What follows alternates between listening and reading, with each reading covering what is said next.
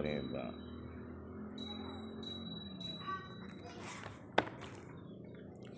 Quluhu faqala Hudzaifatu la wadidtu anna sahibakum la yushaddidu hadha at-tashdida faqad ra'aytuni ana Rasulullah sallallahu alaihi wasallam natamasha fa'ata subadata qaumin subadatan al-fahaidin faqama kama yaqumu ahadukum fabala ila akhirih, dan seterusnya. Maqsuduha Hudzaifati anna hadha at-tashdida khilafu sunnah. Fa inna Nabiyya sallallahu alaihi wasallam balagha iman wa la syakka fi kaunil qaimi mu'arridan lirrashishi wa lam yaltafit an-nabiy sallallahu alaihi wasallam ila hadzal ihtimali wa lam takallaf al-bawla fi daruratin kama fa'ala Abu Musa radhiyallahu anhu wallahu alam. Jadi maksud sahabat Hudzaifah bahwa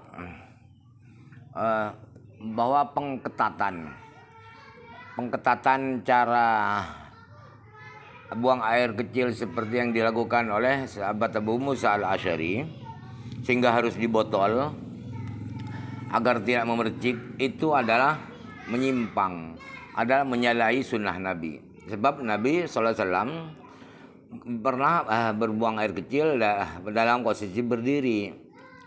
Padahal tidak diragukan bahwa orang berdiri itu hampir melakukan pemercikan air kencingnya ke betis atau ke sarungnya.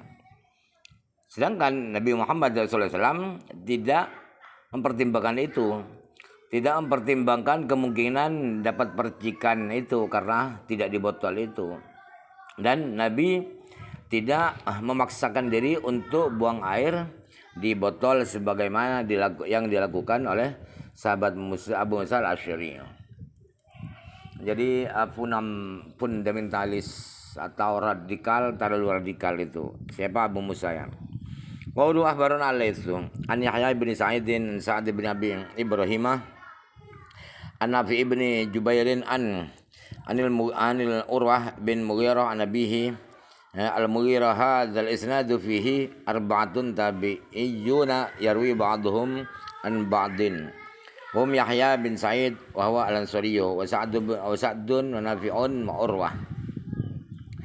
Jadi akhbaran Laisu dan seterusnya itu adalah sanad ini ada di situ ada 4 tabi'in semua, 4 orang tabi'in yang 4 itu satu dengan yang lain saling meriwayatkan. Sama-sama tabi'innya, berarti satu tabaqah, satu generasi, yaitu Yahya bin Sa'id.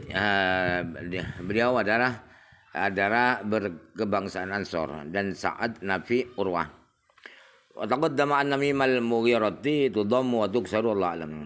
Dan sudah diterangkan bahwa mimnya kata-kata Mughirah itu bisa didomahkan, bisa dikasrohkan. Mughirah bisa Mighirah, wallahu alam. Qauluhu an Urwah bin Mughirah an abihi al-Mughirah an Syu'bah an Rasulillah sallallahu alaihi wasallam annahu kharaja li hajatihi fattaba'u al-Mughirah bi dawatin fiha ma'un fasubba alaihi hatta faragha min hajatihi fatawadda'a wa masaha al-khuffaini wa fi riwayatin hatta makana hina. Di riwayat yang lain adalah kata pakai hatta sebagai gantinya hina. Sebagai gantinya hina faragha itu di riwayat lain apa itu hatta faragha min hajatihi. Amma qawluhu fattaba'ul Mughirah fa huwa min kalami Urwah an nabihi wa hadza katsirun yaqa'u mithluhu fi fil hadithi fa naqala rawi anil marwi anhu li fi'lihi an nafsihi bil lafdzil ghaibah. Kemudian kata-kata barawi fattaba'ul Mughirah, kata-kata fattaba'ul Mughirah itu adalah termasuk omongannya Urwah dari ayah beliau. Ini kata-kata seperti ini yang muridnya menceritakan omongan gurunya. itu sering terjadi. Semacam ini sering terjadi di hadis, yaitu perawi atau muridnya mengutip dari guru yang dia riwayatkan hadisnya, kata-kata rawinya dia salin, dia kutip dengan yang dilakukan oleh gurunya bilafdzil ghaibah, dengan menggunakan domir ghaib, dengan menggunakan domir ghaib. Amal idawatu faya wariqwatu wal midharatu wal midha'atu bima'nan mutaqarribin wa huwa ina'ul wudu'i. Adapun kata-kata idawah itu dengan rikwah, dengan midharah, midha'ah, itu keempatnya hampir sama. Pengertiannya hampir sama. Yaitu apa? Wadah wudu, bak wudu. Wa ma qawluhu fasubha alaihi nafar min hajatihi. Adapun kata-kata perawi fasubha alaihi nafar min hajatihi, fama'nahu ba'da infisalihi min mawdi'i qada'i hajatihi wa intiqalihi ila mawdi'in akhara fasubha alaihi fi wudu'ihi. Itu artinya jangan salah paham bahwa setelah Rasulullah berpisah, meninggalkan tempat buang air kecilnya itu, baru siapa itu menggerujuk airnya itu. Dan setelah Rasulullah pindah ke tempat yang lain, kemudian siapa itu Mughirah menuangkan air pada wudhunya Rasulullah. Amma riwayatu hatta faragha fal'alla ma'naha fasabalihi fi wudu'ihi hatta faragha min wudu'i fa yakunu al-muradu bil hajati al-wudu'u. Adapun riwayat hatta faragha, kan ada dua, ada hatta faragha, ada hina faragha. Itu bisa jadi ada kemungkinan pengertiannya hatta faragha itu ialah bahwa Mughirah menuangkan air pada Nabi, menuangkan air pada Nabi itu setelah Rasulullah itu hatta faragha min wudu, sehingga Nabi Muhammad selesai wudu. Jadi yang dimaksud hajat bukan hajat buang air kecilnya, tapi apa? Hajat wudunya itu baru Rasulullah itu hatta faragha, sehingga selesai wudu, bukan selesai buang air. Waqad ja'a fil ridil ukhra mubayyanan anna sabbahu alaihi kana ba'da ruju'ihi min qada'il hajati. Sedangkan di riwayat yang lain, di hadis yang lain, dengan terang benderang bahwa diterangkan bahwa penggerujukan air itu ialah dilakukan setelah Rasulullah kembali dari buang air dari tempat sampah itu. Nah, jadi bukan di tempat sampahnya, tetapi setelah kembali dari tempat sampah itu. Wallahu a'lam. Fi hadzal hadis dalilun ala jawazil isti'anati fil wudu'i.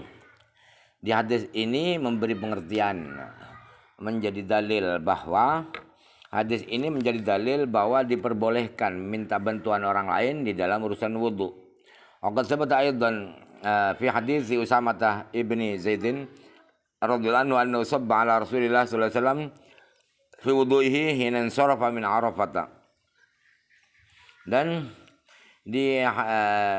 sudah resmi, sudah positif di hadis riwayat Imam sahabat Usamah bin Zaid radhiyallahu anhu bahwa Usamah menuangkan air pada Rasulullah SAW ketika beliau wudu, ketika saat Rasulullah